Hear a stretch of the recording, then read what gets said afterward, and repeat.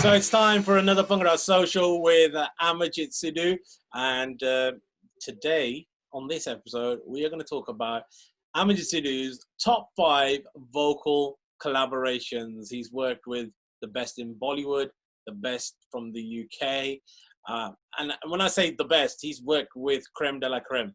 So we're going to find out who his top 5s are. Amarjit, we're going to go straight in at number 5, and you put them in as a collective. You've gone with the Apna Sangeet guys. Obviously, you've worked with Sardara on Jam to the Bhangra, my dad and Sardara on Kamlee 2, Sardara again on Kamlee 3. You had that, what was it called? Dance mix, where you had dad and Sardara on really long dance beat, and they're just singing all these different tappe. Jam 2 as well with Sardara. So you've done loads with them. Obviously, Sir Par Topi as well, which featured a lot of them. What is it about the Apna Sangeet guys that gets them in at number 5? Well, Sardara and Kulwant, I just love them because they're just amazing guys. These guys, no airs and graces, no. In Punjabi we say nimrata. No, they're so humble. They will go and talk to anyone. They will, nothing too much for them. And koi nakhrebazi nahi karde, koi shenanigans hai nahi giya. And I have worked with people, which have shenanigans, but these are 2 guys. I just love them because I've performed live with them. They're just amazing on stage. I've worked with them in studio. We've had some amazing laughs together. We've been extremely serious when we've done some work together, and we've sat down and we've done some amazing works in our life. Work that has been appreciated by everyone in the UK and abroad. And when people come back and they talk about them, it gives you a nice feeling. It's a great feeling. But I love them because they're just great friends of mine. All right, here's a question I've always wanted to ask. I'm finally going to get to answer it. Get to ask it. So on Kamlee 2, final track, Sir Par Topi, how many of the Apna Sangeet band were actually vocaling that song? Because you have credited everybody, but having performed with them for nearly 2 decades, I know who can sing and who can't. So how many of them were actually on Sir Par Topi? I think, as I recall it, there was myself, Nikki, Jinder, and Khalsi. I don't think your dad and the Sardara sang on that. I'm not sure. I think it was just the 4 of us. It could have been both of them. It's such a long time ago. It could have been all of them. I don't think Gurcharan was there. I'll tell you why. That's the one I can remember wasn't there. I'll tell you why I asked, because I remember once after a gig, the conversation came up, and Khalsi and my dad got into a bit of a नहीं तू थोड़ा सी होते हाँ मैं होते ही सी तेनू just want to I think it was do you know the story about that particular song? Again, we'd done 9 tracks on Kamlee 2, so we had 1 track to go, and I thought, back in the days when I was with Chirag, we used to sing Sir Par Topi Lal. Anyway, so I thought I'm going to give it a modern approach, modern sort of bass lines and the usual stuff, and so I sang it, and then I said, rather than me singing it alone, I said, let's all the Apna Sangeet lads, let's all do it as a chorus and whatever. So we all did it as a chorus, and then a lot of the kids used to come up to me and they used to say, we love that track, and the reason why we love it is every time we play that track, our mum and dad go, can you play that again, please? Because they could relate to that song from their days, you see. So yeah, it was the whole of Apna Sangeet minus Gurcharan, I think. All right, so in at number 4 is one of the most iconic voices of Bhangra music. Back in the 90s, he was one of the hottest vocalists. He is Balwinder Safri. You've worked with him first on Kamlee 2, then again in Kamlee 3. Obviously, that amazing track Ranja. He was part of that 5 vocalist collaboration on Jam to the Oh, Original. yeah. Yeah, he had the best. Him and Shin had the best line in that song. That's a separate. Yeah. Yeah, talk to us about Balwinder Safri. Forgot all about that one. Oh no, that's a fact. It's an amazing. I think Sardara, Shin, Safri, Arif Lahar, and Mohammed Raza. Mohammed Raza. Yeah. Tere lambe lambe baal tera rang laal laal. Exactly. Yes. Great. Yeah. But Balwinder Safri, what was it like working with him? As I said earlier on to you, Balwinder is such a what can I say about him? In terms of his singing capabilities, in my opinion, in the UK, he's probably the best Punjabi folk singer. His knowledge of music, his expressions, his range was amazing, especially in those days. He could reach all the notes, and he could do anything. He could really do anything, and above all, just like with Kalwant and with Sardara, down to earth again. And I love working with people that were on that same level. No shenanigans, no nothing, just having a laugh and enjoying the music, working on the music, and agreeing to things that we were doing, or any chalo idda kar liye, udda kar liye, kar liye, that kind of stuff. And he was at the top of me. He was just an incredible vocalist. Still is, but you can imagine in his younger days, he was just simply sensational. What was your favourite track that you've done with Safri? I think the favourite track I enjoyed doing actually with Safri was on Kamlee 2. Okay. I think, which was... Yeah. He had actually written that. I think he wrote that and I did the music to it. And it was a weird kind of music that we sort of made to that particular song. And but there was another song I'd done with it, and I can never find it, and he can't find it either. It was Kudi Gulab de Phulwargi or something like that. It's from an album called Street Vibes. Yes, Street Vibes. Something like that. Something like that. Yeah, that was another amazing track he sang, and I can't get. Yes. I don't even know where that track is. I'll find it. I'll send you the link. I'll put the link in the description. Yes, you're right. There's that breach line he does, and the notes that he hits, and the note that. Oh yeah, that was an amazing track he sang.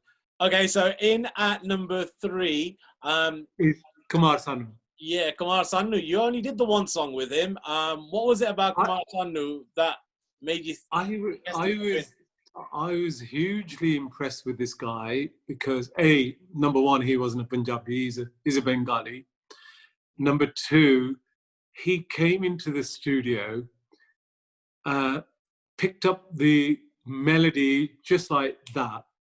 And it was a fairly difficult melody. It wasn't an easy 3 or 4 key melody. It was a pretty difficult melody. And then his pronunciations with the words, it didn't take, I thought, wow, this guy, because in those days, he was doing 4 or 5 songs in a day. So you can imagine what level of singing that he was doing. He was singing with all the various music directors of the 90s, the late 80s and the 90s. So he was working with so many different, music directors, and to come in and to do his first ever Punjabi song, that was the first one he'd ever attempted, and to do such an amazing job on it. And his voice was, listening in the studio, I thought, wow, what a voice. Powerful, very powerful. I think it's probably just the surprise element of, this guy working with him. Yeah, that guy at that time he even starred in a couple of films as the singer of the song. He was a bona fide superstar early 90s. He was. Every song was Kumar Sanu. Yeah. Every song was Kumar Sanu. So I was lucky. Very much so. In at Yeah. number 2 is an artist who I think his career kind of started in the late 90s, but in the 2000s, quite possibly the male voice of the 2000s in Bollywood. You worked with him first, Sonu Nigam, in at number 2. What is it about Sonu Nigam's voice? Working with him. Again, I think Sonu represented something that the type of music that I was always into, which was Mohammed Rafi, Lata Mangeshkar, Mohammed Rafi in the 60s and the 70s. And he was singing Mohammed Rafi. That's where he started his career. His dad was a Mohammed Rafi fan. He sang Mohammed Rafi songs. Taught his son Sonu to emulate Mohammed Rafi. So when I met him first, that's what he was doing. He was singing Mohammed Rafi songs, and as a band in Chirag Pehchan, we were singing Mohammed Rafi songs, and so obviously I had that affinity for that kind of music. And then when I worked with him, I could see that this guy was not just a Mohammed Rafi. He could develop into all sorts of different directions he could go into, which he did inevitably as he sort of progressed in his career. And a lot of it, the thing with these singers is it's sometimes the music director has a lot to do with it. The music director works out a melody, works out the notes that they've got to sing, and a lot of the harkate, as you probably know, harkate ki India, those little, grace notes that they have to touch. These are things that are done by music directors, and so it's not always the singer you think, oh wow, as he said, it's thought of by people behind.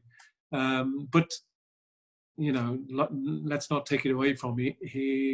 He's been an amazing vocalist for about 20 years, still is, but obviously things change with time. Arijit has taken, probably his spot, I don't know. But he's had a good run. He's had a good run though. He's had a great run. He's had a great run.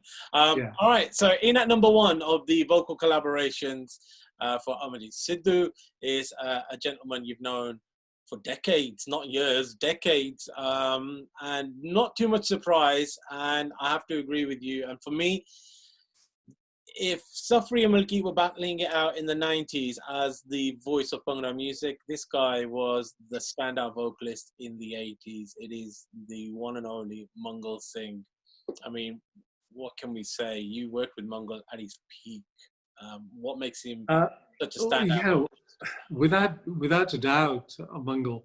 I mean, I've worked with, as you've read the list, but also people here in the UK, some great vocalists. Channi's a great vocalist. The Hero lad's a great vocalist.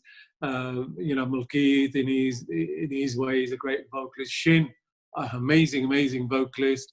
So many of them. Surinder Pardesi, Honi, and so many of them absolutely fantastic. But if you were to ask me, in the Punjabi field and the Hindi field, I think in the Punjabi field, I would say Safri. And in the Hindi stroke Punjabi, Hindi first, then Punjabi, I would say Mangal. And in his days, I don't think anybody could, there was no way anybody could match what he was singing. He could reach, oh, goodness me, he could reach any note. His scale was from the bottom, right the way to the very top. And it wasn't just the scale, it was the effortless way that he was singing. Again, the harkten, the grace notes that he was, and it was all natural. He didn't actually learn anything. It was God-given. Yeah, it was all God-given. And I remember, I mean, we were in this song competition, as I said, the song competition, which was Mohammed Rafi song competition, and he sang O Duniya Ki Rakhwali. And there's a recording of it, even now, you can hear it. And when you listen, oh my goodness, and I'm thinking, my God, if Mohammed Rafi was live, he would be proud of him. It was that good. It was incredible. I've seen that so many times, and it's almost like you're watching it and you hear him sing it, and you're kind of going, is he going to hit? Oh yeah, he's hit the note. Is he going to hit the note? Okay, it's gone up now. Has he going to? And then that last note comes in, and you're just like, come on, hit it, hit it, hit it. And as soon as he's hit that rakawale, you're like, yes. Yeah, That's how he made. That's how he made you feel. Yeah. I think he was naturally gifted with his singing, and the Punjabi. I don't think he was always that comfortable singing Punjabi, although he's done some amazing Punjabi tracks with Ahuja, who many people will know. Ahuja, the music director in Delhi, he's probably. Most singers, including Gurdas, are so scared of Ahuja. All the Punjabi singers of that particular era were scared of Ahuja. And this is one guy, when he went to sing for Ahuja was exceptionally, impressed with what he had done. And I don't think you could beat him in his days. Obviously, time takes its toll on everyone. I know, even now, and on all of his trials and tribulations and health, he's still a phenomenal singer. I think for me, even now, yeah. I think for me, even now, when you listen to him, you just want to sit there and listen to him, because you think, oh my goodness, where is he? It's just natural. It's naturally there, and it's the quality of his voice. I think if anyone can ever, I don't think it's online, which is a massive shame. If anyone can ever get to hear Nach Besor, I think it's one of the most technically gifted albums of UK Bhangra history. And songs like Tere Chitte Danda Hassa, Moriniye, and Kurdi Saleti, I mean, the way he sings that is... However, I have to tell you two things before you go. Okay, when we went to record that album, we recorded it at Bombay Lab, which is a studio in Bombay where all the big films that you could think of, Kabhi Kabhi, all the big films, this is where they were recorded. And their sound recordist, his name was Sharmaji. Now, Sharmaji, the likes of Lataji and Mohammed Rafi were scared of Sharmaji because he's the person, he's got all the knobs in front of me, he knows what it should sound like. And so anyway, to cut a long story short, we started recording Nach Besur. And so my friend had done the music for that particular track, for that album. And he had to do the dubbing. And he went to the studio to do the dubbing into his cubicle, and he started singing, "Oh mere yaar te jawani jado aayi oh pinda ch." He was taking these great big, sort of singing and saah le raha si in between singing. So Sharma ji called me in and he said, "Ek kitho singer leke aaya tu?" And I was taken back. I thought, oh my God. He said, "Inu kar leke ja, inu hala sikha ke leke aa, and kal nu fir recording karange, te je changi hoi ta fir main recording karni hai." Wow. Anyway, we went back home, not home, we were in a hotel. So he said, Mangal said, "Ki kende si?" This is what he said, "Ke tu saah lena, ke tu kitho singer leke aa gaya, tu inu sikha kuch." Anyway, we spent the whole night going through the songs, and in mega tu saag kot ke idda gona. Anyway, then he went in and he went bang like that, and then he said, "Ah, ta hun gal bani." So that was that story about that particular album.